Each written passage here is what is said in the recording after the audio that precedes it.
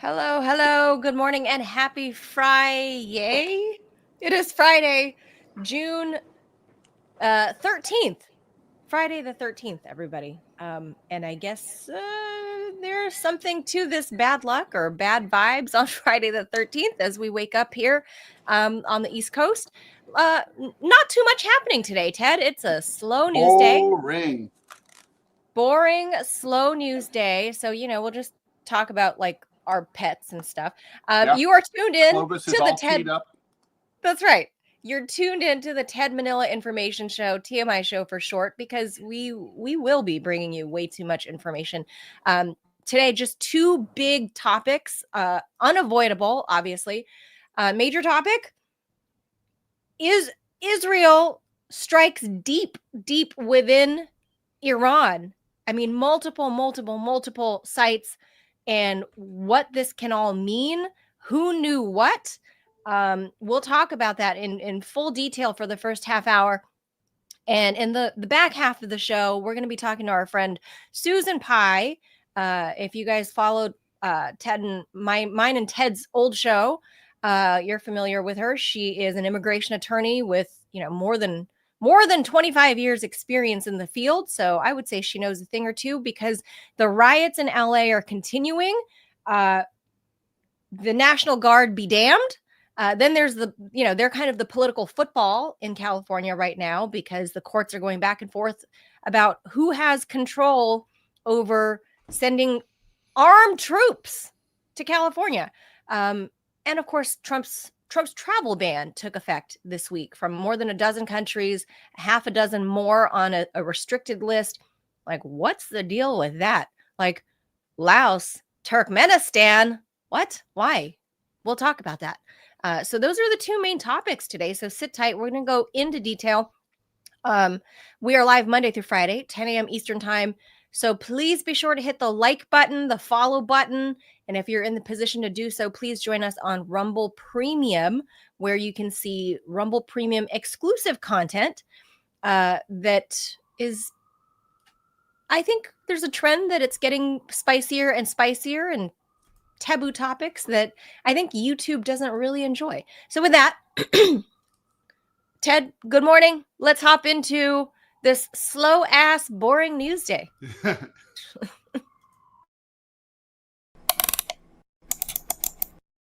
So Ted, we're gonna do something a little different. We're gonna play we're gonna play a clip from the foreign press and see how they're covering this, because Ted, you can't really get fair reporting. Imagine that from American mainstream media.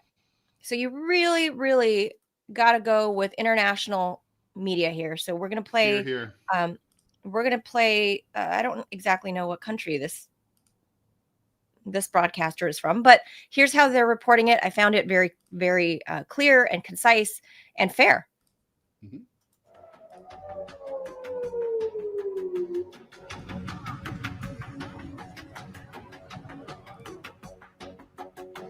Oh, I thought, okay, maybe I'm pulling up the wrong one. Iran's supreme leader Ayatollah Ali Khamenei is alive and being regularly briefed on the evolving situation following Israel's overnight strikes on Tehran and other key targets. This was confirmed by a senior Iranian security source who spoke to news agency Reuters on Friday. The Israeli air assault, which struck multiple military and nuclear-related sites across Iran early on Friday, has significantly escalated tensions in the already volatile region. The attacks reportedly killed several top Iranian military officials and nuclear scientists. Ayatollah Khamenei condemned the strikes in a strong statement released by Iran's state-run IRNA news agency on Friday morning. He accused Israel of committing a grave crime on Iranian soil and warned of harsh consequences. The Iranian media reported the statement, quoting, "In the name of Allah, the most gracious, the most merciful, great nation of Iran, the Zionist regime opened its dirty and bloody hand to a crime in our beloved country this morning and revealed its evil nature by striking residential centers more than ever before. The regime must expect severe punishment." The powerful hand of the Islamic Republic's armed forces will not abandon it, God willing. Several commanders and scientists were martyred in the enemy attacks. Their successors and colleagues will immediately resume their duties, God willing. With this crime, the Zionist regime prepared a bitter and painful fate for itself and will definitely receive it. Iran's foreign ministry, meanwhile, also responded sharply, asserting that the country reserves the right to retaliate. In a statement, it declared that Iran will not hesitate to defend the nation and directly accused the United States of complicity in the attack. The ministry argued that the airstrikes could not have been executed without US knowledge and support. The statement read, such acts of aggression by the Zionist regime against Iran could not have occurred without coordination and authorization from the United States. Accordingly, the US government, as the regime's primary backer, is also responsible for the dangerous consequences of this reckless escalation. In an urgent diplomatic push, Iran has also called on the United Nations member states to collectively condemn the Israeli strikes. It urged the international community to act swiftly to prevent further escalation and to hold Israel accountable. The situation remains tense, with both nations on high alert, as the regional and global leaders watch closely. The risk of broader conflict in the Middle East looms large. All right, so I believe that report comes from an Indian broadcaster, an English-speaking broadcaster in India, I believe. But Ted, they bring up a good point here. The quote from Iran's foreign ministry there saying that they well, first of all, that's the wrong one, but they were saying that that this could not have occurred without American knowledge or tacit approval. I don't know. What do you think about that? Because that really, if you contrast that with Marco Rubio's begging and pleading tweet to let the Iranians know, hey, the US, they did this, Israel did this without the US. We had nothing to do with it. Don't bomb our people. Don't bomb our assets. Please don't attack our interests.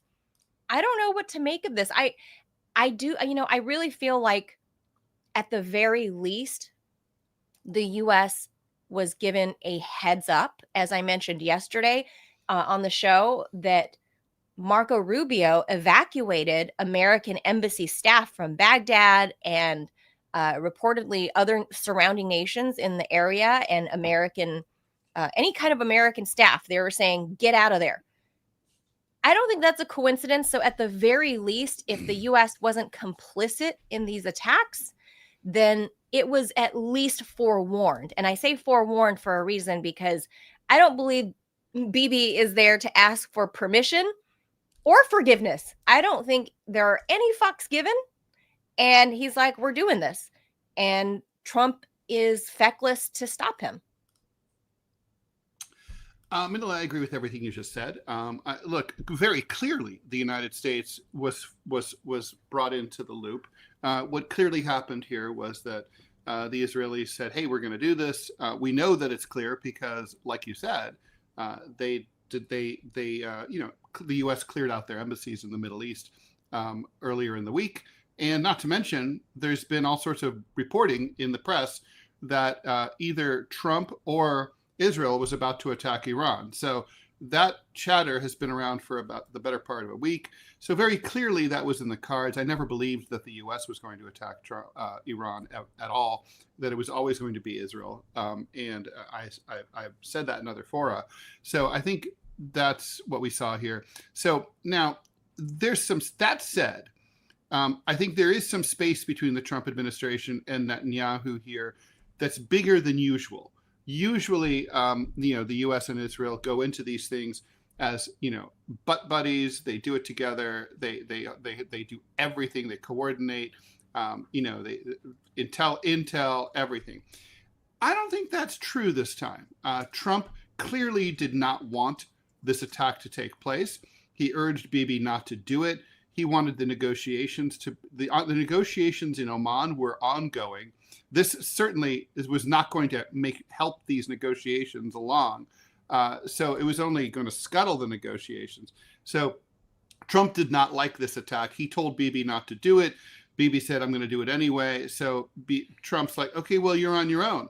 Now, what would happen if Iran were to pose an existential military threat to Tel Aviv or Jerusalem? Well, I think the U.S. would step in at that point. But the U.S. is not going to be holding hands here. In other words, I don't think the U.S. provided targeting information against Iran, not that the Israelis needed it. I think the U.S. had sort of all right, you do you, but we're standing by and we can't stop you. You're your own sovereign state. Have fun. But like, if this goes tits up, that's on you. And whatever happens as a result, don't say you weren't warned. That? Do you believe that the U.S. would abandon Israel if and when Tehran strikes back? I mean, make no mistake, they already attempted to, but everything was taken down over Jordanian airspace. The Jordanians immediately closed their airspace. There are no more flights from like Emirates Air and all of these local carriers. They've closed all airspace. Flights, there's nothing going overhead, and the Jordanians have confirmed that they shot down missiles. They've taken down drones. So the Iranians immediately tried to return fire, but the Jordanians, for example, I don't think they're deliberately trying to cuck only them. They're saying our airspace is closed. Don't care the volley, which way it's coming from. Nothing is flying into our airspace. It's done, because we don't want escalation from either side. So right now, effectively, that is neutering Tehran's response capability. Look, Manila, I don't think that the U.S. is going to abandon Iran entirely. I mean, Israel entirely. But that said, but for minor things like drone attacks, they're not going to be there for them. Look, the Israelis they're big boys. They're armed to the teeth. They've got lots of big bang bangs that we gave them for a long time. Yes. So they've got they have Iron Dome. They've got the Patriot. They used American F-16s. Netanyahu confirmed that. In fact, we should probably play his full speech that he gave last night, because it was like 5-6 minutes long, and it was done in English. And I think that is also the whole thing. Well, 5 or 6 minutes. It was very telling. It was very, very telling. But I think clearly But Donald is displeased this morning. This was not what he wanted. He did not want them to do this. This is definitely like when you have your boyfriend or your girlfriend goes rogue, and they do something that you don't want them to do, and you can't stop them. You wish they wouldn't, but they will. And that's what's going on here. It's kind of like, okay, well, so, Trump had to sort of make the best of it and he called the strikes excellent. But no, all the messaging out of the White House is very clear. Trump is angry. I don't know if he's throwing a plate full of ketchup at the wall, but he's displeased by this. I'm telling you, this is not like Israel is doing the U.S.'s bidding here at all. Well, I also heard, though, I've heard chatter of people saying that they believe, and I don't mean people, general population people. I mean people in government official roles, saying that this whole conversation about a new JCPOA was actually a ruse. And I can't remember if it was Israeli officials or American officials accidentally, tacitly saying that it was like, yeah, we didn't really mean to do another JCPOA. It was actually to lull the Iranians into a false sense of security. I forget which side said that, the American side or the Israeli side, but they basically tacitly confirmed that none of that was a real deal. And this gave cover for Netanyahu to move forward with these strikes. And on top of that, now, I mean, just moments ago, the Iranians have told the press publicly all talks with the U.S. are off. Meanwhile, Trump is saying, Like, you got to come to the table now. We're trying to save what's left of your country. Don't let this go any further. Come to the table. Let's do a talk. Let's do a peace deal or a new JCPOA deal. And that now allegedly the Iranians are saying, nope, we're out, because apparently the Iranians believe, I forget which official said it, American or Israeli, but apparently they believe these new reports to be true, that they believe the Americans were complicit in the way of trying to dupe the Iranians into a false sense of security. So I don't know if maybe we hear Bibi, let's hear him talk. Must we? But he's saying Must that we? he's talking. Must we? Yes. Who can stop him, really? Exactly. I mean, even I can't stop him. He's just going to talk on our show.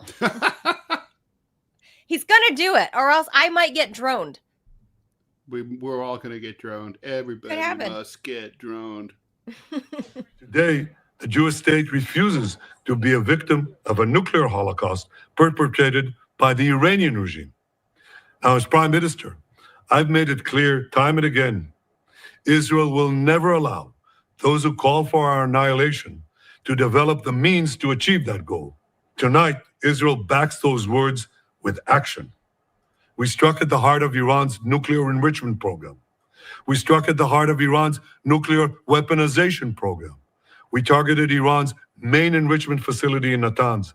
We targeted Iran's leading nuclear scientists working on the Iranian bomb. We also struck at the heart of Iran's ballistic missile program. Last year, Iran fired 300 ballistic missiles at Israel. Each of these missiles carries a ton of explosives and threatens the lives of hundreds of people. Soon, those missiles could carry a nuclear payload, threatening the lives not of hundreds, but of millions. Iran is gearing up to produce 10,000 of those ballistic missiles within 3 years. Now just imagine 10,000 tons of TNT landing on a country the size of New Jersey. I'm going to pause it real quick, Ted, because we have heard for the past 30 years that Iran was 3 to 5 years away from enriching all the uranium to make a gajillion pounds of nukes. We've heard for 30 years that they're just that far away, just that far, just 3 years. 3 years they're going to do it. It's Zeno's paradox. Like, how many 3-year chunks are we going to keep punting on this for any of that to ever be true? Well, I mean, the thing about Netanyahu is the only thing you can really trust is that he's looking out for Netanyahu. I'm curious about Israeli public opinion and what the effect is going to be here. I mean, sometimes an attack like this, after, like, for example, after 9/11 and the attack against Afghanistan, is widely popular because wars pull societies together. But in this particular case, Israel's been traumatized not just by the October 7th attack, but by the subsequent failure of the country to win the war. Israel historically never does well with long, protracted wars. This is the longest by far that they've been engaged in, and it's really messing up Israeli society. And also, for a lot of Israelis who are concerned about the declining reputation in the world of the Jewish state, they're looking at this and they're like, well, this isn't going to help. Now, the thing is, I want to talk a little bit about, before we're going to go to immigration and deportations with Susan Pai, I want to talk a little bit about the repercussions for Iran. Now, Iran is in a very interesting place right now. Right now, they get to play the victim card. They get to go to the UN and say, whoa, poor us. Look at the mean Zionist entity attacking us. And they also get to go to all the Sunni countries in the Sunni Shia divide that they're usually on the wrong side of. And the Arab street looks at them and they can say, look at us. We're the only people who stand up to the Israelis. And that's why they're beating us up. Everybody else talks a good game about supporting the Palestinians, but we do it. And we support proxies in the region that actually resist the Zionists. So help us out. Now, that doesn't mean that like the Saudi royal family is going to become friends with the Iranians, but maybe the Saudi people are going to start to admire the Iranians more. So there's definitely this is an opportunity for Iran. They're probably going to retaliate in a measured way because they get to continue to come off as reasonable. They get to play the victim. They get to get sympathy. This is. I mean, they took a hit, and these were very serious assassinations that Iran carried out. The military chain of command. Basically, they killed the vice president of Iran. And they basically killed the chief of staff. The chairman of the Joint Chiefs of Staff of Iran. So, but top nuclear scientists who were working on these programs. Right. It doesn't mean there aren't others that can take their place and continue the work. And there will be. And one thing is weird, Ted, is the Iranians are right in saying that these were not measured attacks from Israel, targeted, very localized attacks. These hit downtown Tehran. They didn't hit just the Natanz nuclear facility. They hit downtown Tehran in apartment buildings. Yep.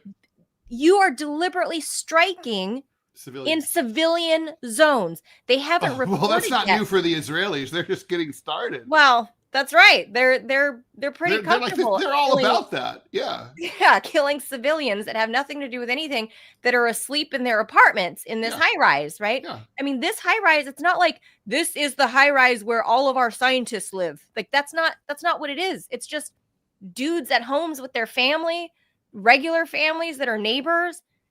That's what was taken down in Tehran. We don't know yet how many civilians were killed there, just sleeping in their beds. Like this is a horrible, horrible attack. Yeah. In that it's just merciless and terrible. But and of course, it also is incredibly reckless. I mean, literally, this is ridiculous, right? This is like when I think about for example, Pearl Harbor. Pearl Harbor, the U.S. and Japan, Imperial Japan, were negotiating. The negotiations broke down, and then the Japanese attacked us. Okay, here, Israel and the U.S. and Iran are negotiating in Oman.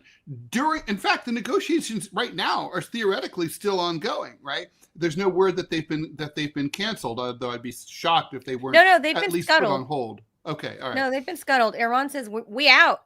Okay, all right. Well, and that's exactly, that's what Bibi wanted, right? But the point is just think about how disgusting that is. Like, there you are. You're trying to bring this thing in for a peaceful resolution. And then this shithead third party who's not even at the negotiations comes in and decides to start bombing one of the two parties involved. I mean, Trump can't be happy about this. So there was an interesting line in this all English speech that Bibi gave last night. I mean, he was taking his victory lap.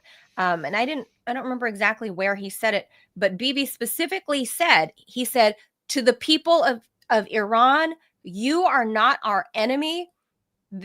He says, your liberation is coming. That's a quote. I don't remember where exactly in this timeline in this video, but specifically he said exactly those words: to the people of Iran, your day of liberation is coming. So I don't know if he believes it, but he's basically projecting himself as this democracy and freedom fighter, and that he's going to be the liberator of the Iranians. So I find that not only narcissistic, but fucking nuts if he thinks that this is going to be like the US versus Iraq in the 90s. This is not Iraq. Like Steve Witkoff. Iraq wasn't Iraq. I mean, they didn't greet us as liberators. Steve Witkoff, Trump's, what is he? What is his position? But he's like one of the two real estate guys that Trump has brought into his cabinet. And Witkoff is like the only one that's telling the rest of the neocons to tell them, bros, this is not Iraq. Iran is a real country with a real military, with real intelligence and real weapons. Like, this is not going to be, if we get involved like Israel wants, This is not going to be Iraq. But we're not going to be involved. I mean, that, I hope not. Rubio's statement is clear. He doesn't speak for himself. He only speaks for the Donald. And the Donald's clear on this. So, you believe that? Oh, this was a mistake. Robbie says no. Robbie's saying this was a strategic error on Trump, on Bibi's. Bibi definitely is imperiling the U.S.-Israeli relationship. I'm not saying that like Donald's going to take his toys and go all the way back to his own yard, but he's not pleased. He's not pleased. Well, you act like Trump actually has a choice in this. I mean, Bibi famously said that he controls the American Congress, which is true. If I did my little stream last night, just going through, just looking at the Twitter feeds of all of the neocons in both political parties. They're cheerleading Israel. They're rah-rah-rahing Israel. And as a right-wing MAGA type person that's concerned about immigration, I was going to say, if immigration is your biggest concern in migration, starting another war and major refugee crisis in the Middle East probably is not the best move. And anyone that thinks that Israel is able to attack Iran without American support in terms of logistics or munitions is out of their minds. Israel could not have done this without American help. That's the fact. Right. That's a statement of fact. There's got to be some level of complicity here, because as we saw, Marco Rubio evacuated American embassy staff from the entire region. So, you can view it as that alone is being complicit because you knew that this was coming, and that's complicity, or that the U.S., supplied the F-16s and F-15s and the 35s and the other munitions that were used overnight. So there are a lot of ways to say that the U.S. was complicit. Well, there's also an Israeli government official. I'm saying this real quick. I'll jump off. I see that Susan is here. This Israeli official confirmed that the Trump administration gave Iran on the first day of his new term bunker busting bombs designed to do these kind of deep penetration attacks. And I mean, it's really disingenuous of Marco Rubio, who is a proven liar in every way, shape, and form, to say America is not involved in this when that is absolutely undeniably true. We fund the Israeli military. We fund the genocide that they're doing. We arm them. We are up to our eyeballs in this. And the Iranian government may not want to have a war with Israel. Doesn't change the fact that Israel's at war with them. And so either they keep getting punched in the face or they can hit back. It's a binary choice. Yeah, I don't see any tamping down of tensions, Ted. I think I don't think we're tamping down tensions here at all. I mean, I'm quite to the contrary. I don't know that I said anything that implied that. No, all I'm saying is that this crisis presents opportunity. In this case, for Iran, I think it's Israel that's out over their skis, to use a metaphor that I'm not crazy about. And the U.S. is in a very awkward position because what Iran said is true. I mean, we're joined at the hip to Israel, no question. Even if we had nothing to do with the specific attack, the general relationship is that we're the closest of all possible allies. So, the Ayatollah is right about that. And, so we definitely are, we and our assets are vulnerable all around the world. The Iranians are going to choose their retaliation in the time and method that suits them. It's not going to be just like, oh, they hit us, and so today we hit back. Even like the U.S., it took months before the United States retaliated against Pearl Harbor with the Doolittle raid over Tokyo. It's the Iranians are going to carefully consider what they want to do. They're not going to want to be seen as overreacting, but they also can't be perceived as weak. So it's a delicate balance. So they're going to have to do something substantial to Israel, the U.S., or their allies. But it's like the question is, what will that be? It's impossible to say. This could be through regional proxies. It could be, I think it's going to come. Yeah. If I have to guess, so I guess I'm not paid to have to guess, but I'm going to guess. I'm gonna just say this is going to come in some unexpected way that nobody would have just seen. Like, oh, it'll make sense after the fact, not ahead of time. It won't be predictable. I feel like there's going to be some sleeper cells involved. There's going to be some there might be plausible deniability too. It might be like there's going to be there are multiple ways to skin this cat. And last thing I'll say is we're looking literally at downtown Tehran, which is a real city. I mean, just look at those towers. I've been to. Like it's a real functioning city. It's like a European city. Yeah, right. This is not what we thought of Turkey. The Iraqis or Afghanistan that are like dudes walking around in robes and flip-flops. That's not what downtown Tehran is. No. And that is like a nice residential building. And this is not what I would call a precision strike when you guaranteed that whole area on the upper floors, there are innocent civilians and probably children that died in that. Well, when you drop a bomb on an apartment building, and I take this personally since I live in one, it's never precision. It's not possible. It's not, terrible. All the units are attached. There's gas lines, electrical wiring. The fires can spread. They can burn down the entire block. Who knows what's being stored? I'm not even kidding. You have an e-bike in someone's apartment. That thing is like a bomb. Okay. I remember we talked about that. So yeah. All right. So we'll leave that there, and we're going to switch gears and head over to immigration because nothing's happening there, Ted. We're just hanging out with Susan for fun, and we're just dragging her on. So yeah, let's head over to our other topic. There's a lot of stuff to still discover about what happened in Iran and multiple sites and all the people who've died. And obviously we'll probably be talking about this on Monday with more details emerging. So, All right, let's switch gears and head over to the immigration issue.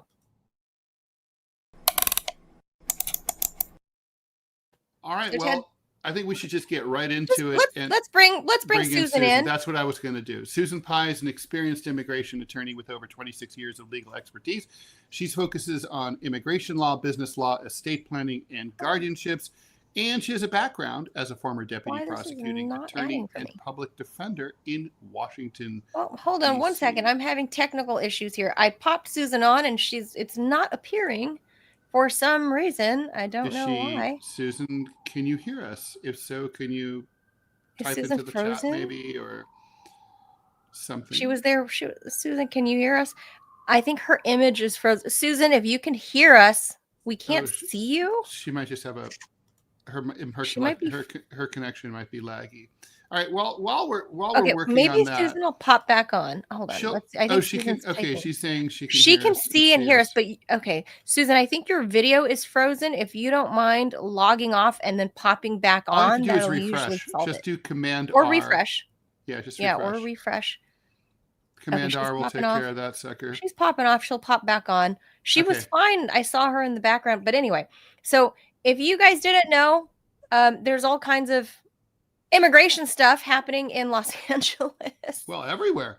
So, so by the way, we're looking at some widespread protests about deportations and other issues coming tomorrow. Right, tomorrow is the big military parade celebrating the 250th anniversary of the Army, as well as Donald Trump's birthday in Washington, D.C. Organizers have said they don't want any clashes or to interfere with what's going on in Washington, so there are going to be no planned protests that I'm aware of in Washington. But in other cities, including here in New York City, there's no Kings protests that are scheduled that basically are generalized anti-Trump. But I think there's going to be down the street from my house. There's going to be a major emphasis will be on the deportations. Trump's ICE goons have been running around like crazy, and they're scooping people up off the streets. By the way, there's some news, right, in the case of Khalil. Khalil has been basically ordered to be freed pending his case, and so we're going to see if the Trump administration continues to ignore the courts. But it looks like it's going to be hard for them to do that. So he's probably going to be out. He's the Columbia University master's degree recent graduate, who green card New holder, father. who was famously kidnapped in front of his wife, his very pregnant wife, who's now a mom. So basically we have this clash between people who are against the deportations in general and or the methodology being involved. And there's been some violence in Los Angeles, and these have spread to other cities like New York City, Chicago, Austin, Texas, and elsewhere. And so, this is about ruined lives. It's about disrupted lives. It's about what kind of country we are. It's about, in my opinion, it's about bait and switch. It's like where for years, both parties leave the border open and say, come on in. And then the last 4 years, the Biden administration literally says, hey, come on in. And there's an app for that. And then we let them in. And it's like, oh, what the fuck are you doing here? You fucking terrorists, get the fuck out. Here's a green card, but you're a terrorist. Evildoers. And it's like, but you guys said, it's like, well, you broke the law. Well, but you guys said you didn't care about your own law. Why should we care about your law? It's like, fuck you. You're going to prison. We have Susan's audio. Her video, for whatever reason, decided to go away, but I do have Susan's audio. Susan, can you speak? Can we hear you? Good morning, Manila and Ted. How are you? Great, Susan. You sound great. You look so pretty too. And I saw when your video froze, I was ready to click you, and I was like, "Oh, she looks great." And now the video won't work. We've been having like technical issues all morning. I don't know what's going on. Must be the Trump administration cracking down on the. No, I mean Manila StreamYard was out yesterday for most of the afternoon. I checked the status. No kidding. So yeah, okay, so there's some kind of like Google a lot of Cloud apps. issue. A lot of apps were actually taken down yesterday, so there might be the Google Cloud was down, so that's what happened. So that might the entire internet is kind of fucked up today. Yeah, so I apologize for that. But I physically saw Susan in the virtual backstage for a couple of minutes, and then when I was ready to go to her, there was no more video. It just wiped away. But anyway, Susan, thank you so much for joining us. Susan Pai, if you guys are familiar with our shows, Susan Pai used to come on with us regularly on the radio. Obviously, she's an immigration attorney. She has over 26 years of legal experience. She has multiple degrees in stuff I wouldn't even imagine, Susan. but you have a background also as a deputy prosecutor and public defender in Washington State. Is that right? That's right. And I've testified for Congress, and I've worked very closely with Stephen Miller all the way back to when he was working for Jeff Sessions. So I'm very, very familiar with Stephen and how he thinks. And yes. Interesting. So you actually know him. I do know him, and I do know him to be quite a doggedly focused individual. And he's always been against immigration and immigrants, going all the way back to high school. But it's very personal for him. It's so weird, that guy's take on, considering he's, I think, from Santa Monica, isn't he? He is from Santa Monica. Yeah, just to give you a small example, he gave a speech to his entire high school saying that nobody should pick up their trash because that's why the Mexican janitors were hired at the school. So his way of thinking is quite.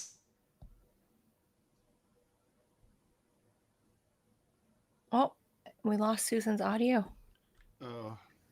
I I see her box is still there. I can still see that she's there, but her audio dropped out. All right, well, let's Susan, can you hear us?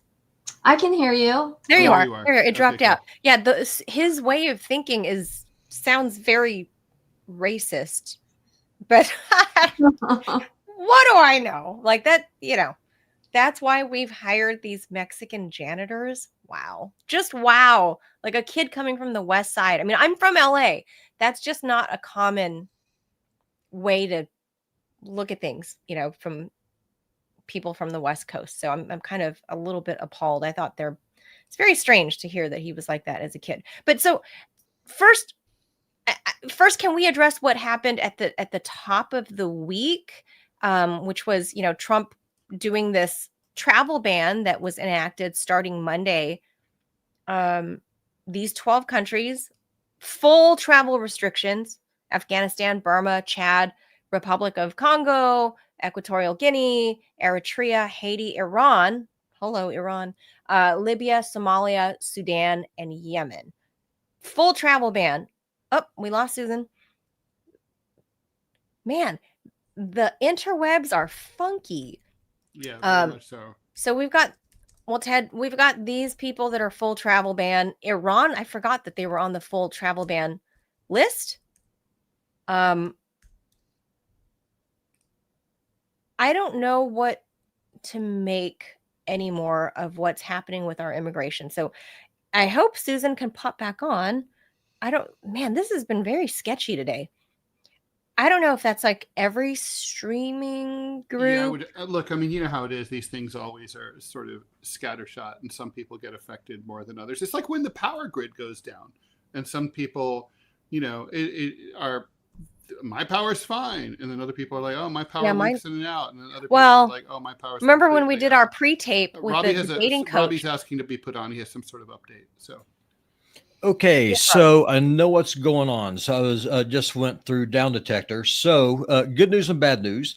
Good news is that Rumble Studio is working perfectly fine because it's independent of Google. So whatever this problem is, it's going through the Google Cloud service, and it is impacting StreamYard. So the reason why y'all couldn't hear earlier is I was trying to jack the audio from YouTube. Well, YouTube's kind of jacked right now. So now I'm still in the feed from X. That's how you're able to hear. So that's what's going on now.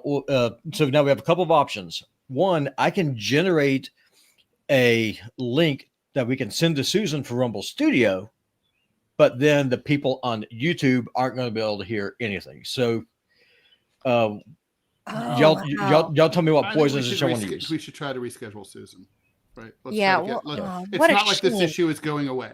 So, but I do have good news. But I do have good news for you, Ted. Talk to her next week if she's available. But I do have good news for you, Ted. For the Deprogram podcast later on today, instead of using StreamYard like we normally do, let's use Rumble Studio, stream to all the places, and then we can just bypass StreamYard. Yeah, we can stream YouTube. Won't matter. Okay, we'll talk about that later. Okay, 3 p.m. That's what's going on. Oh, wow. So that's what's going on. Is everything Google Cloud-based is affected? Yeah, Google Cloud stuff. Yeah, and Chris Pavlovsky right now on Twitter is just blasting Google and just having an absolute field day saying, listen, bitches, my stuff is working. Your crap sucks. I mean, you know, honestly, though, this, by the way, okay, so you know when you guys are children, so you don't know this, but when children, so when CDs almost 50, when CDs were introduced, right, we were told they cannot be scratched. It's impossible to scratch they told them. You that? That's how they were sold. Not like LP records. They can't be scratched.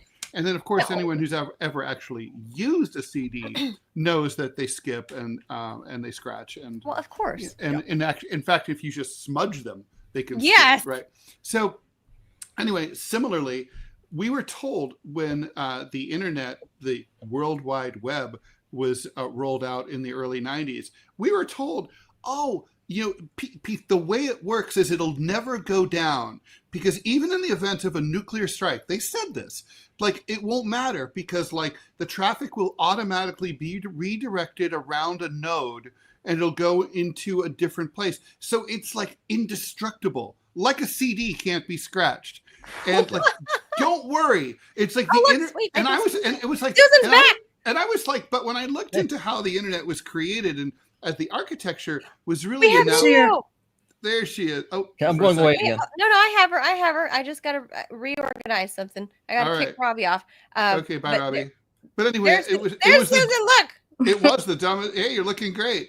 It's been a long time. It was the dumbest thing though to say that the internet, which is basically like the power grid, which is basically tied.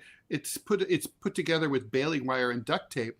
And then when the internet, one little thing goes down, the whole thing starts to collapse, and that's what we're seeing in the last 24 hours. So we figured out what the problem was, Susan. It's not any of us. Google Cloud is having an issue. So any services that run through Google, everyone's getting impacted. But we got you. Yay! You look great. Thank you so much for joining us. Yes, ma'am. So we were starting. First first, I think we established how shockingly racist Stephen Miller sounds like he is since his youth. So maybe, some people are just born that way. I don't know. But we'll leave him aside because I know it's not like you're busy or anything this week, Susan. It's not like there's anything going on, right? But there's this travel ban, Trump's travel ban from these 12 countries, and then a restricted list of a half a dozen countries. Do you have any idea why these countries are on a full ban, and what does that even mean? So Trump did something similar in his first administration, and it was largely based on what we call the NSEERS program for Muslim countries. This time it's a little bit different. He's saying that it's because the countries that are banned don't have an adequate vetting system in order to prevent, for example, terrorists from coming into the United States. The second cited reason is also the frequency of overstays. So if somebody comes in from Afghanistan on a visitor visa, their chance of overstaying is X%. However, the second part of that equation does not bear out by the numbers.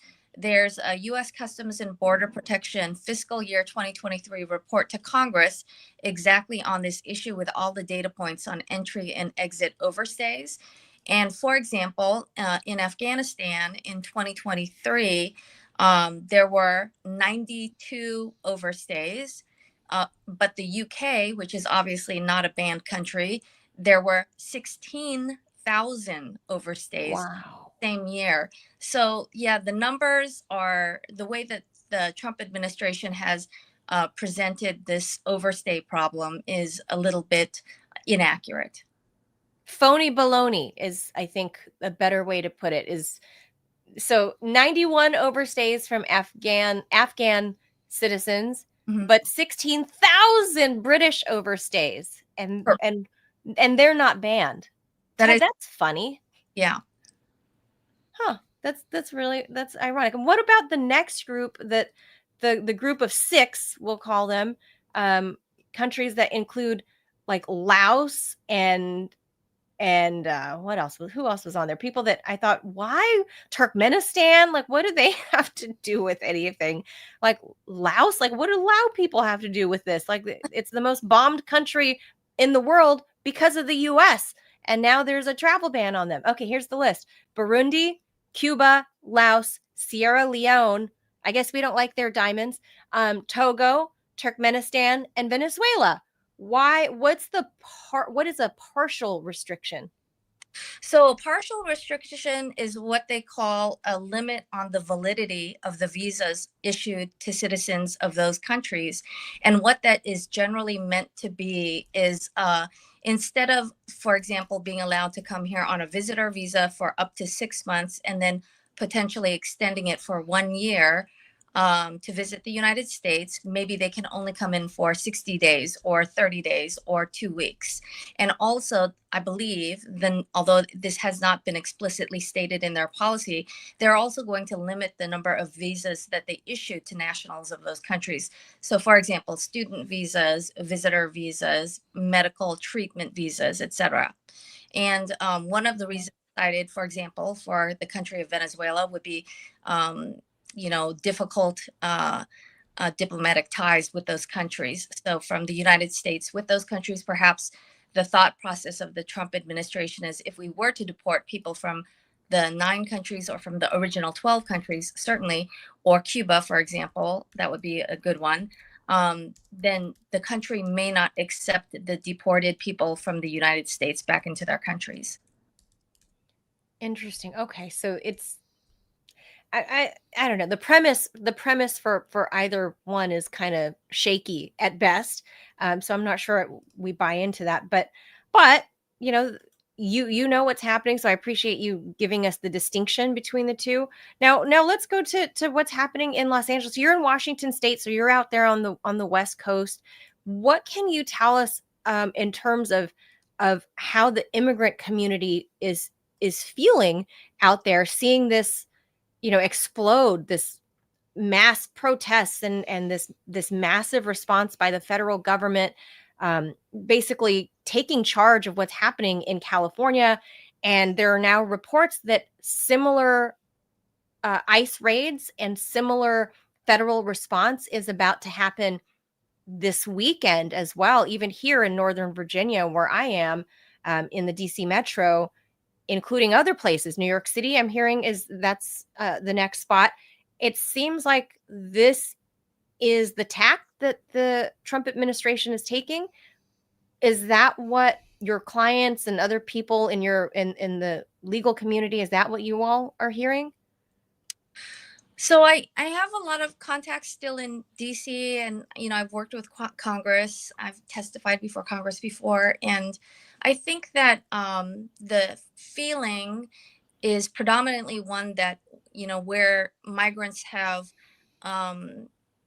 focused on some level of protection in so-called sanctuary cities or sanctuary states. They no longer feel that protection. And in fact, it's quite the opposite now under the Trump administration. They feel targeted. And in fact, they are being targeted as being migrants in a sanctuary state. So I think that's the first kind of, instinctual base level feeling that people have, is where they thought they were safe, they're no longer safe, and in fact are being targeted. Secondly, I think that the premise that the administration is focusing on serious criminal threats to either the security or the people of the United States is also facetious. They may be looking for one person who has a criminal history. Maybe they have 2 or 3 DUIs, but they know that that one person is going to be in the company of 20 or 30 other undocumented people, for example, as day laborers congregating at a Home Depot. And so it's really not about focusing your law enforcement resources on the worst offenders or the most dangerous people to the security of the United States. What it's really about is picking up their quota of 3,000 undocumented immigrants a day by any means possible. And I think there's also this concern about a slippery slope where Trump is so rapidly expanding his enforcement efforts against undocumented migrants, that it may well and soon spill over to populations like Dreamers. So I don't know if people know this, but DACA, which is what the quote unquote status is for Dreamers, stands for it's basically a deferred deportation order. So it's as if you were arrested for a DUI. They don't dismiss your DUI, but they say they're going to defer prosecution of your DUI until after you finish a year's worth of classes or whatnot. So at any time, Trump could declare, well, the deferral status for Dreamers is over. We're now going to round up all the Dreamers and we're going to deport them. Same thing for people with pending green card applications. So oftentimes somebody from the UK or Australia or another country comes here on a visitor visa. They meet somebody, they fall in love, they get married. And then it is legal to file a green card application under those circumstances. And for the most of the history of USCIS processing these green card applications, the person, doesn't have to worry about being picked up and deported while their green card application is pending, because obviously they'll be able to get a green card being married to a US citizen. However, the law is not that way. The law says that they're not that they have legal status, but that they're in a period of authorized stay, which is a legally different definition than having legal status. So by the same token, as with the Dreamers, the Trump administration could say, okay, now we're going to pick up all people who are out of status, who've overstayed their visitor visas, irrespective of whether or not they're married to a person, who have a green card application pending, and we're going to deport them all. So I think because they've basically been in legal purgatory. Correct. Yeah. And can I ask you, as an attorney, if you have a client who says, "Listen, my status is nebulous, or I don't have legal status, but I have an ICE appointment.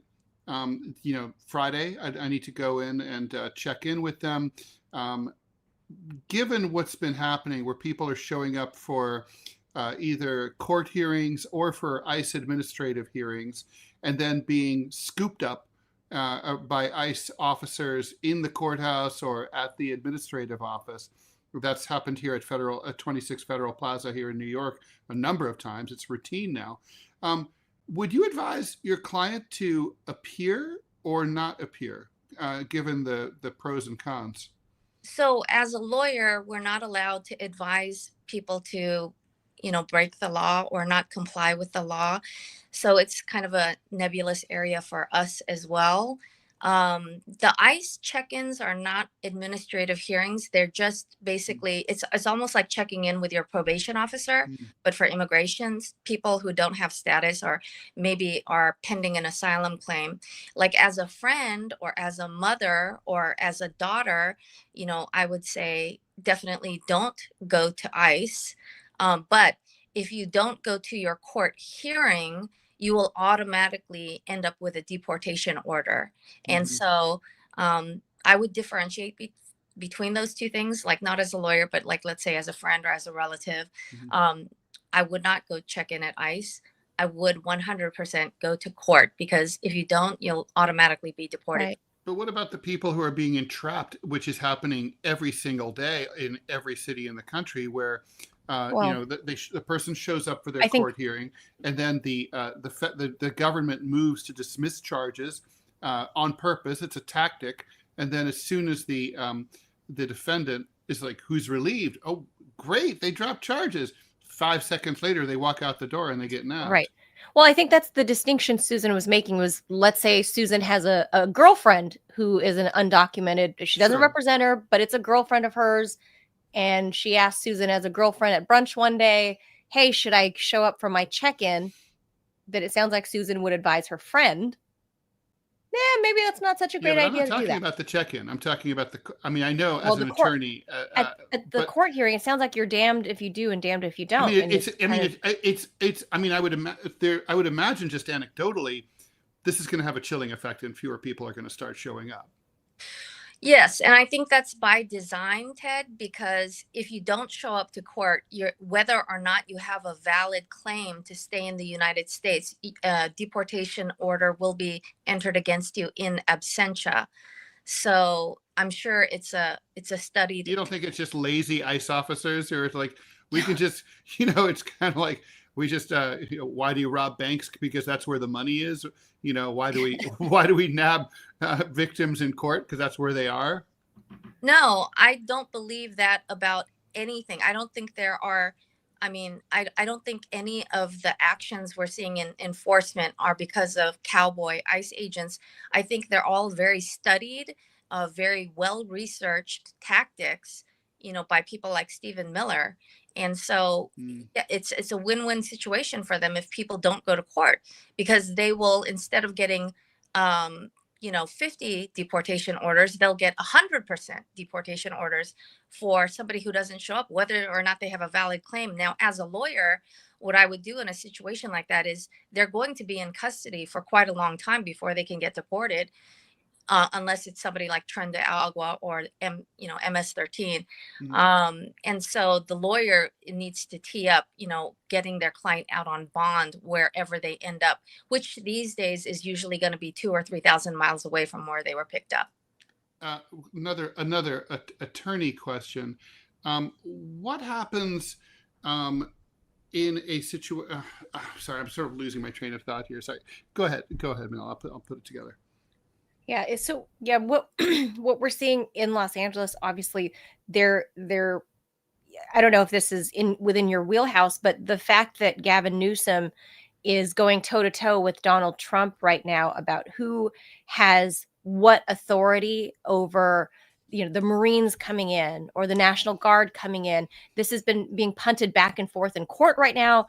But that a lower court says, return the power to Governor Newsom.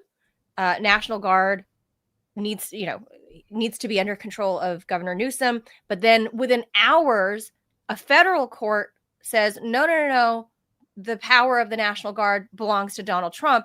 And that's kind of where we're at today, at least this morning.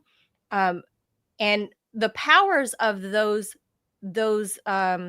soldiers, whether it's the National Guard or the Marines, what they are supposed to be doing, and that's literally right in front of my old apartment. What they're supposed to be doing is only there to protect the federal buildings, protect the courthouses or whatever from, whatever threat, the rioters destroying federal property. Are we seeing anything, or are you hearing anything on the West Coast that these soldiers are participating in any ICE activity? Well, one of their edicts is not just to protect federal property, but it's also to protect federal agents. So they're also there to protect the ICE agents. So I personally think it's a travesty to send the National Guard or the U.S. military into, immigration enforcement actions. They're not trained in immigration enforcement. They don't know, who's a soft target, who's a hard target. It's sort of indiscriminate. It's like a buckshot method. And to utilize our American military in that manner is really, I think, shameful. And then, Do you think it violates the Posse Comitatus Act? That I don't know. I knew you were going to ask me about that, but I didn't have to research that, except not to pronounce it incorrectly. But yeah, it's a real travesty. It sounds like it is, don't you think? One of the things that I saw, just as an aside, is, that the National Guard was sent in and they, without any food, without any place to, right. So, just using bodies, to make a political point, and also to further the pissing contest, between Gavin Newsom and Donald Trump, teeing up for the next presidential election, clearly. So, yes, it's Susan using some spicy words there. Well, look, I want to throw this out there in case people missed it. This is the Democrat Senator Alex Padilla, who identified himself at a Homeland Security press conference. He identified himself before he got into an altercation with her security guards and whatever. I feel like they saw a big brown Latino man that was approaching the podium, and they responded in this way. And I feel like this is also part of, I don't know if it's so much theatrics as, it was more drama than it needed to be, is my impression, because he identified himself as Senator Alex Padilla. And this is how Kristi Noem knows him. Okay. Yes. So that's the point here. It's not about him identifying himself. Anybody can say they're anybody, but she knows him. It's but that's Alex. I know Alex. This is what they did to him. Sir, hands up. I'm Senator Alex Padilla. I have questions for the secretary, because the fact of the matter is a half a dozen violent criminals that you're rotating on your. I also want to. On the ground. Hands behind your back. Hands behind your back. If you let my hands go ahead, put behind my back. All right. Cool. One hand. Lay flat. Lay flat. Other hand, sir. Other hand. These people are insane. Yeah, I think that it just underscores Trump's desire to be a strong man with, all loyalists working for him, particularly in the military and law enforcement branches. And, related to this, the Trump administration, ICE officials have even arrested a sitting judge for supposedly scooting an undocumented migrant out of an alternative exit. And for that, she was actually handcuffed, taken into custody, processed. She's been indicted, yeah? Yeah. I don't know. I believe so. Let me ask you, as an attorney, all right, so let's say I, Ted Rall, I'm walking down my street here in New York City, and masked men approach me and say, oh, we're with ICE, we need to see some ID, we need to see that you're a U.S. citizen. And I tell them to go to hell, and I say, let me see some ID. How do I know you're with ICE? And they refuse to identify themselves. They don't have badges. They're just big, scary dudes in masks and no ID. Now, in New York, I will be afraid if that happens, okay? Now, do I have a right to just run away, ignore them, try to save my life? Because, and I don't have to believe that they are who they say they are, right? No, and this is sort of like the classic lesson that is taught to young females, as we're growing up, is we don't necessarily have to pull over for every car that waves us over to the side, because we don't know whether or not they're the police. And the general advice is, to go to a police station and then stop there. But under these circumstances today, for that specific example, Ted, I would say submit now, complain later, because the risk of physical harm to yourself is so great. Right. To evade them or to because they might hurt you. Because they're, sort of acting a little, they're acting outside the scope of their normal authority. And I think they're a little bit drunk with power. And ICE is not really an agency that is like the DEA, that works undercover, much. So this is all relatively new to them. They're not that well trained. Correct. Or they're not that experienced, right? That is correct. And they're certainly not well trained in de-escalation techniques. They're actually being trained now to escalate. So my advice to anybody in that situation, undocumented or otherwise, is submit now. But what's to prevent like random kidnappers from like cruising the streets of our cities in vans, exploiting anyone can buy this equipment that says police on it and get a hat that says police. I've been to the police supply store in the Bronx or in Queens. No problem. I can buy this stuff. Yeah. And I can snatch Manila off the street and nothing. And she just has to go with me, and then I take her somewhere and kill her. I mean, it's insane. Yeah, it seems like it's almost just a matter of time before somebody exercises deadly force in order to protect their person. And then, so that was my next question. Mm-hmm. And that person, in the end, right, assuming they survive the encounter, they're likely to prevail in court, no? Well, it depends it depends what state you're in. I think it depends on your jurisdiction and your judges. I mean, stand your ground is quite strong, like in Florida, for example. But, with Trump reaching out to so many different levels of government, for example, in Florida with Ron DeSantis, it's hard to say whether or not somebody would get a fair trial. Right. But if they got a fair trial, presumably, right? I mean, in New York, for example, you are allowed to use deadly force if you believe that you're about to become the victim of a crime. That's right. That's why this whole, overboard enforcement action and ICE officers, and I've known ICE officers and I've been friends with ICE officers, and there are good men and women who work there. But it's hard to believe nowadays, honestly. Yeah, and I think they should all quit. I mean, I have a friend who's an analyst at the northern border with DSHS, and he is ashamed to tell people what his job is. He will not disclose what his job is to people when they ask. I think that it's the training, for these kinds of dangerous, sensitive, highly emotional, and dangerous situations that ICE just does not have adequate operational training to handle the level of enforcement work in the manner that they're doing it in. And that's just and then you throw in the National Guard to protect ICE agents, then that just adds a whole nother dangerous variable to the situation. Susan, can you talk a little bit about the legal exposure that someone who is, like, say, me in Manila, legal U.S. citizens, if we decided to knowingly aid or assist someone who is being sought by ICE for undocumented status, let's say we decide to let them stay at our house and we hide them. Are we exposed?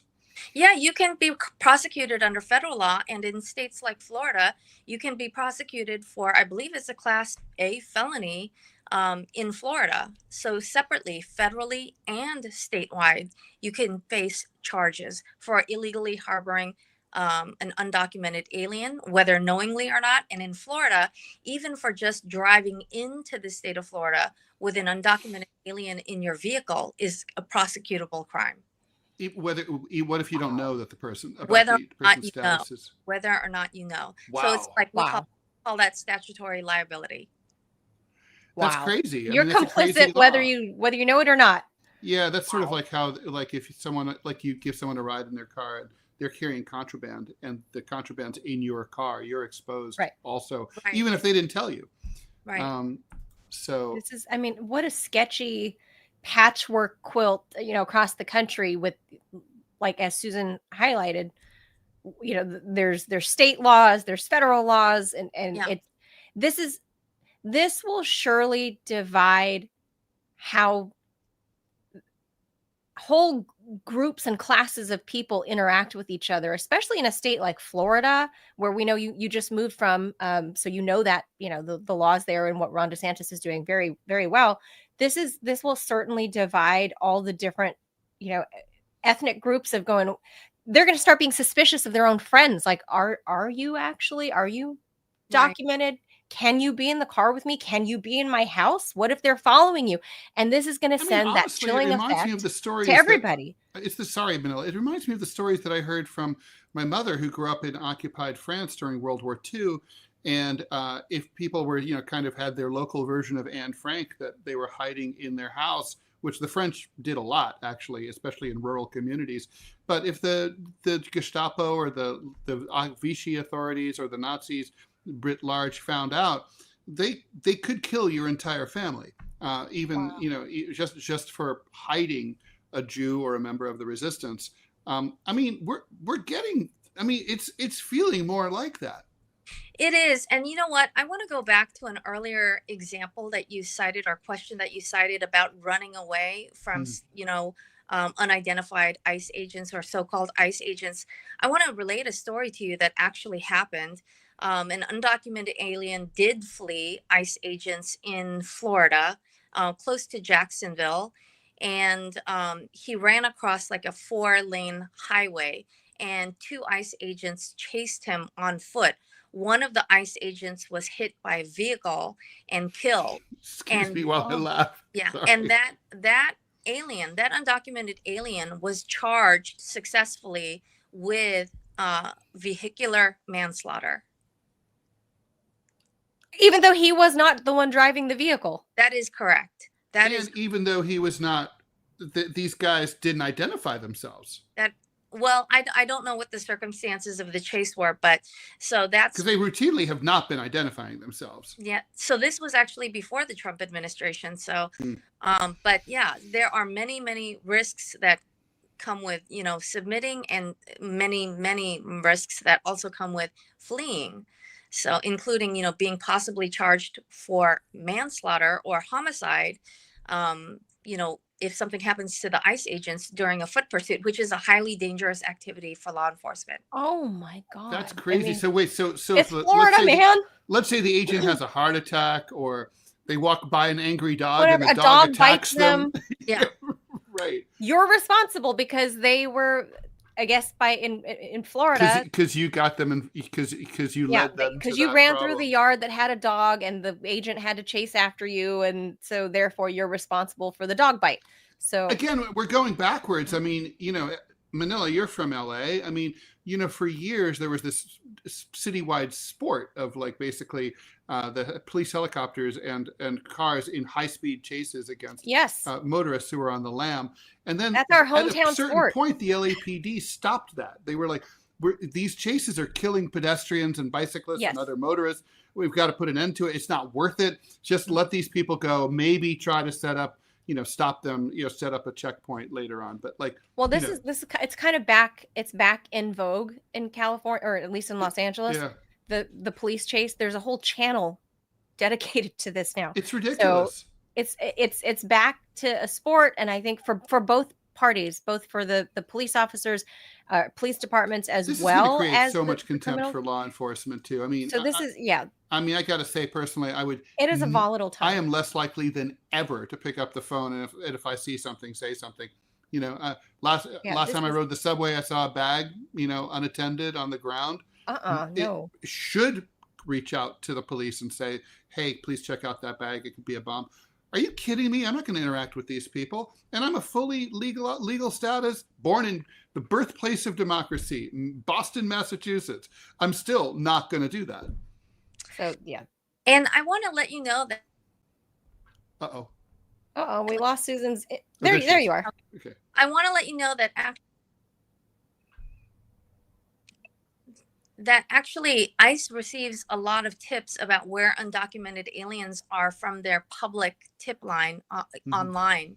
And they do utilize that. They do follow through with those tips. So any, citizen who is, I don't know, say just does not like undocumented immigrants, it's so Or easy has a for them beef, to right? Like, oh, to your loud upstairs neighbor with the Yep. annoying dog that barks all night or whatever. Right, exactly. And what they're looking for is they're looking for places where undocumented aliens conglomerate. So even though they're getting a tip just about an individual, if they know, oh, this is an apartment building where there are a lot of undocumented aliens, or this is a place where day laborers conglomerate, they're not choosing their targets based on singular reports. They're doing the numbers. They're doing the Is numbers. that legal? Absolutely, it's legal. And I should tell you that Trump is still only at 1/3 of the deportations per month that Obama had. So Yeah. Obama was deporting 35,000 people a month. So far, Trump has only been deporting 11 to 12,000 per month. And that is really chapping his hide. How come Obama, how did Obama get away with it and he's fondly remembered and Donald Trump comes off as the fascist pig? Yeah, you know what? I have a lot of historical writings about the Obama administration and deportations and the rise of, their dreamers who are very radicalized now. And that's the other thing. That's the other shoe that I'm waiting to drop is when one of these radicalized dreamers actually commits a serious offense against the United States. And that's with the way things are going now, it's just fueling the fans of discontent amongst the few very radicalized dreamers that are in the United States. But yeah, on my old website strongvisa.com, I have a plethora of documentation about the Obama administration, deportations under him, congressional bed mandate, and all those kinds of things to contextualize it historically for people. But certainly Trump and Stephen Miller are acutely aware that they are abysmally behind Obama in deportations. Oh, I'm so sad for them. This is so crazy. Maybe they can work it out in therapy. Yeah. Robbie, our producer, has a question, and I'm And glad then he brought this we'll up. have to let Susan go because But this Susan, is an we important kept her for a one. long time. So the administration has this has been characterized by some supporters of these moves as a tactic to encourage migrants to self-deport, basically terrorize the community. And so rather than deal with like the fear of being picked up at work every day, they're hoping that people will just say, screw it, I'm going to the airport and I'm out of here.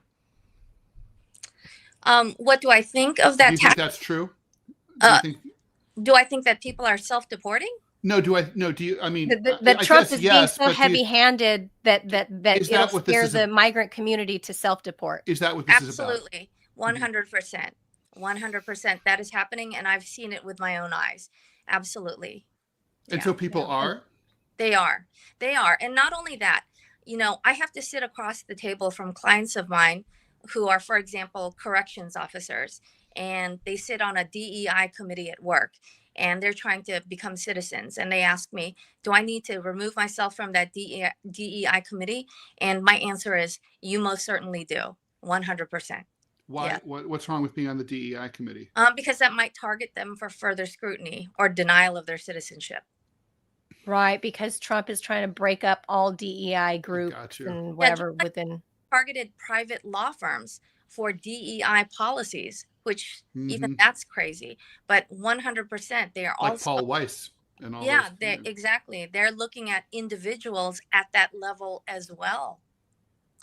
Yeah, this is crazy. It's just a crazy, volatile time in American immigration, and it's so worthy to point out that as much as we hate what's happening with Donald Trump, it was actually worse under Barack Obama. And I actually know. We lost Susan. There were hardly any protests about that. I know. At the time. He was the deporter in chief. As he was. I actually know. I know a dreamer who grew up to become. She's much younger. She's she grew up to become an immigration attorney herself. So there's Susan. And it's perfect timing to say goodbye because we know we've had you for so long, and I appreciate you giving us She's so an much. Attorney. She's missing out on the billables. Let her go. I know. So Susan, I was just saying that one of the dreamers that I know actually grew up to be an immigration attorney herself, and she's still in the DACA status, and but she's working in that field. She's a dreamer herself, and I knew her since she was a little girl, and she has done something great with her life, but she's still in limbo in terms of her official status, because she's a dreamer. So that's Dreamers they're under Damocles' sword. So at any point in time, Trump can legally begin enforcement of deportations against dreamers. Maybe the smart move is to, sort of go into the wild, live in like a national park for like the next 3 years, and wait for this nightmare. Ride it out. Yeah, ride it out. Go Unabomber style. Yeah, exactly. Go ride it out for 3 years. Yeah. Susan Pai, we appreciate you giving us so much of your time. Is your website, the old one, still active? It's still there? Can people go look at it? Yeah, it's still there, and it goes all the way back to the Obama administration. So I would really encourage people to look at that, and also to look at those entry, exit, overstay numbers from CBP online. Just get the right information. Strongvisa.com. Is that what it is? Yes, ma'am. I'm going to put it right up on the screen. Susan. Please go check that out. Okay. Susan Pai, always a pleasure. Thank you. And you busy. look super beautiful today. Thank you. Thank you. Take care, you guys. Bye. Thank you. Bye, Susan. Have a great day. Oh, she's great. So glad we had her on. Strongvisa.com. So I've got She to brought go some look clarity to the situation. Look, wild. It just makes my blood boil. Like if even if I have a friend and I let him stay with me, like the Gestapo could come and get me. Yeah. Fuck those for people. being complicit with. That's fucking crazy. This is it's meant to fracture society. The way that the Trump administration is behaving towards undocumented people, and therefore, like I said, I don't ask the immigration status of my friends. I don't know. I don't know. Here's like the if you're thing, my friend, you're my friend. Even, you and me, we agree that the border should be controlled and should have been controlled. Yes. Nothing wrong with controlling it. But the people who basically walked in, invited, okay, like they didn't, it's kind of like, if you don't, it's kind of like one time I had an affair with a married woman. It wasn't my vow. She's like, hey, you wanna? I'm like, why not? I didn't make any promises. She did. Well, it's like that. It's like if I walk in, if you have your country and you don't, and you're like, don't worry about that border thing. Just come on. Here's an app. You can just fill it out. It's cool. Just come on in, work. Everything's fine. See you later. And then later, you're not a bad person. You're just doing what you were allowed to do. You were allowed, and in many cases, you're coming from a country that was fucked up by the U.S., right? So you can't correct. work, and everything's destroyed. So the point is, I feel like the migrants themselves are the victims, and if people are angry at the open border policy, then go after the politicians who left Stop the border electing open, those assholes, and go after the corporations and the CEOs who hired people who weren't qualified to work. Go after them. Go after the Tyson Chicken people who always were having fun hiring force undocumented the Tyson workers. Chicken Go after them. Pay a living wage if you want Americans to have to jobs. Americans and give the jobs to Americans. Give and pay Americans a living wage. The people are victims. These are victims, and so we could just say, okay, no more. The ones who are here, they're grandfathered in. I get never it. again. No, I agree. I agree that they, the people, especially the dreamers. And like I said, I don't make it a general rule of thumb to find out somebody's immigration status. But this person, they came as luggage. The dreamers they didn't have any choice. They came as luggage. She was a child. They were carry-ons. It's like it's not their fault. She was a child. She had no control over. Yeah, I know someone who came here when she was 3. I mean, really? What choice? She's a criminal?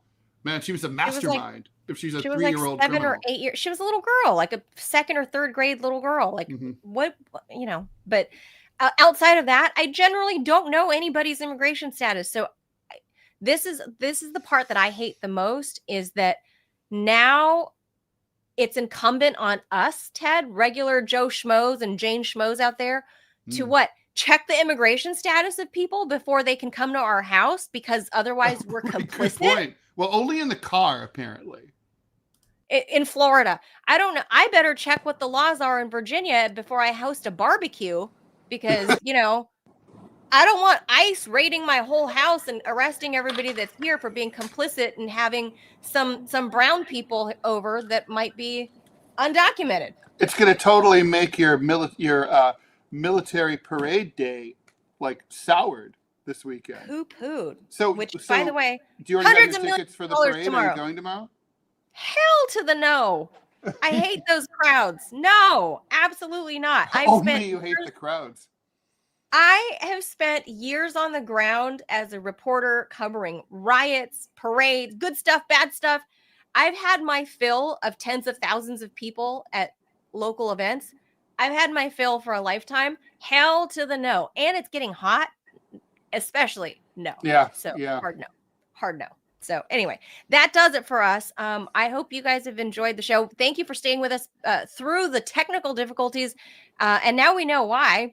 Google, the alphabets, it was them. They got some problems. Yeah, who knows what? Maybe they were hacked or whatever. Aren't they the richest company on earth, Ted? Isn't Google Alphabet? Oh, it's like it's like a big country. Aren't they like the richest though? Like literally the most profitable company on earth? Oh wait, we have a word from a sponsor. Well, while he's talking, like me put a word in for myself. What's left? Never mind the Democrats. It's the left-wing book by your favorite TMI host. That's me.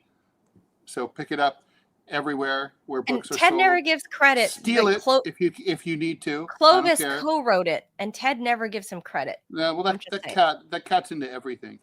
Still haven't tried 1775 coffee? Now's your shot. The 1775 starter kit just dropped. Only 1,000 units. You're getting the bold dark roast that hits harder than a CNN fact check, the smooth medium roast, and the vitality mushroom coffee for clean energy, and laser focus, no crash, all single origin, small batch, toxin free, and mold free. Plus, you're also getting a gold spoon clip because freedom isn't scooped with plastic. A frother strong enough to stir up your coffee and your mother-in-law's political opinions. And that'd be hard in my case because she is no more. And a black 1775 tumbler that says, I don't take life advice or caffeine from a woke sea witch. $170 worth of coffee and gear. Yours for $99. This is for the ones who've been watching 1775 blow up on Rumble, wondering if it's actually worth it. Spoiler, it is. Go to 1775coffee.com/studio and grab your starter kit before they are gone, daddy gone. Bold beans, clean fuel, and a morning routine that stands for something just like Rumble does. Start your day with coffee that actually backs what you believe. Now I got the violent femmes in my head, Ted. Thanks a lot. Gone, daddy, gone. Love is gone. Oh, that's Blister in the Sun. Sorry. Yeah, that's gone, daddy, gone. All rock songs are improved by the presence of xylophone. That's the way I look at it. That is true. I really do. I do love the xylophone. I think it's an underutilized. And also, I love the farfisa. I don't know what that is. Oh yeah, you do. You know, it's that Egyptian organ it's that most famously used in Question Mark and the Mysterians is 96 Tears. Oh.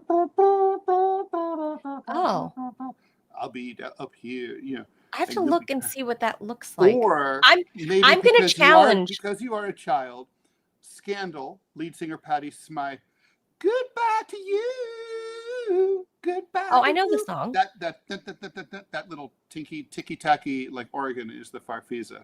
Squeeze really? Uses it a lot. Mm-hmm. I don't know what it looks like. I'm going to challenge anybody, if you're a music maker, to look up what a can is. It's a big spell. I don't know how to spell it in English. Nor in Lao, because I can't read or write. Well, that's not going to help us in Lao, which is a funny looking language. Big wooden piped thing, like usually made of like bamboo. Is it kind of like a flute type thing? Kind of, but like vertical. It's a big vertical flute with multiple tubes, and then in the middle of it, you blow into it. So it's like a flute lute kind of thing?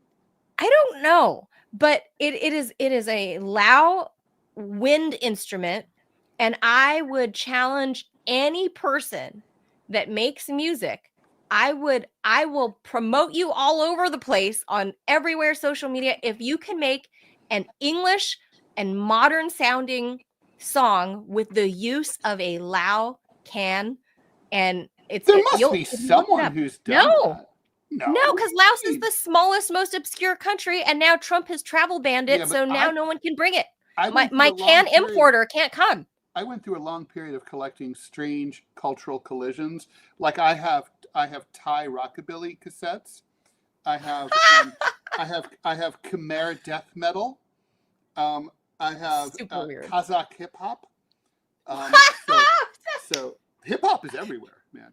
And I'm looking at Drew in our Rumble chat. He makes music. Drew, DS Tanks, Stanko. So Stanko, yeah, make some music. Stanko makes some music. You should check out his YouTube channel. He often shares it with us. And I said if he makes us some original pre-roll music, because we have to keep changing it because YouTube keeps. Oh God, yeah, but that won't help. By the way.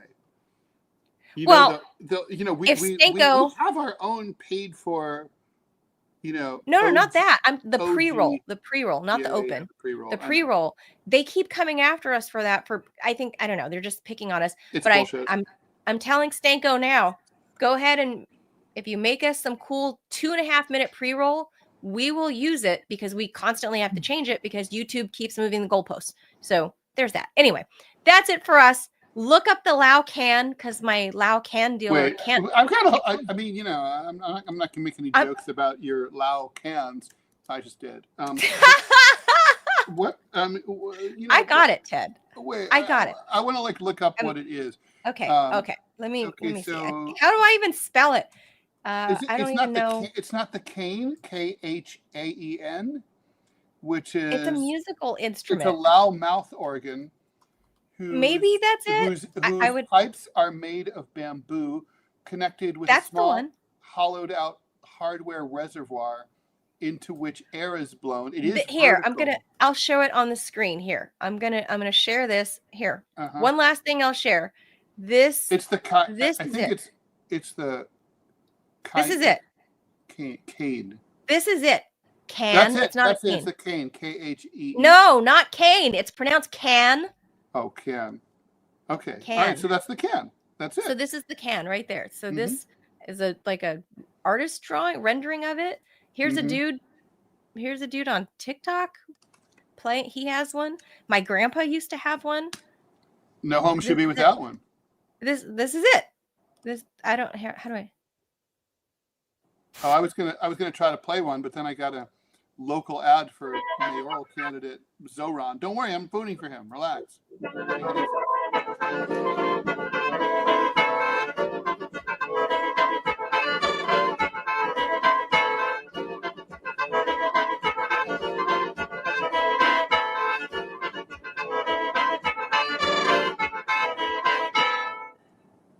That's cool. So I don't know who dude is. The only thing is, I gotta say this. Maybe his is just not that great. The sound's a little disappointing because it sounds a little bit like something that you hear in passing, like when I bike past the merry-go-round in Central Park, which is a few hundred feet away, and it sounds ticky-tacky like that. I was hoping for a more robust sound. No, it's. I think I've seen larger ones than this. That's what she. Oh yeah. It's not the size of your can. It's what you do with it. But this is basically what it is, and the dude is playing something that doesn't sound. I don't know, like a mishmash of Lao music and Western music. But that's really cool because he's some random white dude playing a Lao can, and he says, "Ever since I found out this instrument existed, it became my favorite instrument, and it will stay my favorite instrument." Huh. I wonder where he is. I mean, it looks. I have to say, I gotta say, we have to go. But it really does. That it looks like maybe the most ergonomically unfriendly instrument ever invented. The bass drum. It's like you have to hold your hands up like that, and I mean, your fingers probably go numb if you're over 40.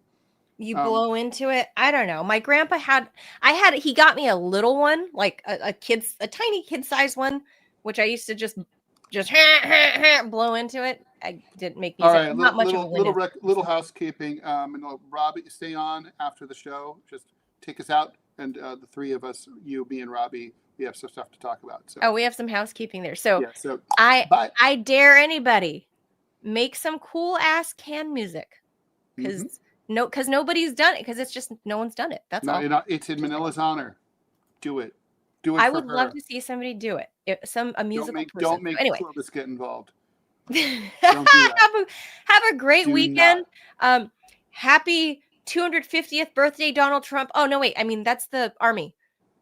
Happy 250th it's just a coincidence. Army. It's just a coincidence, Manila. U.S. Army.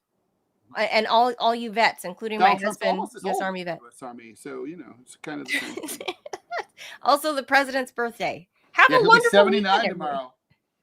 Have a wonderful weekend. We'll be back on Monday. Stay on, hopefully, I don't get arrested by like ICE or something for having illegals unknowingly in my house. We're just looking at you. Bye, everybody. Thank you.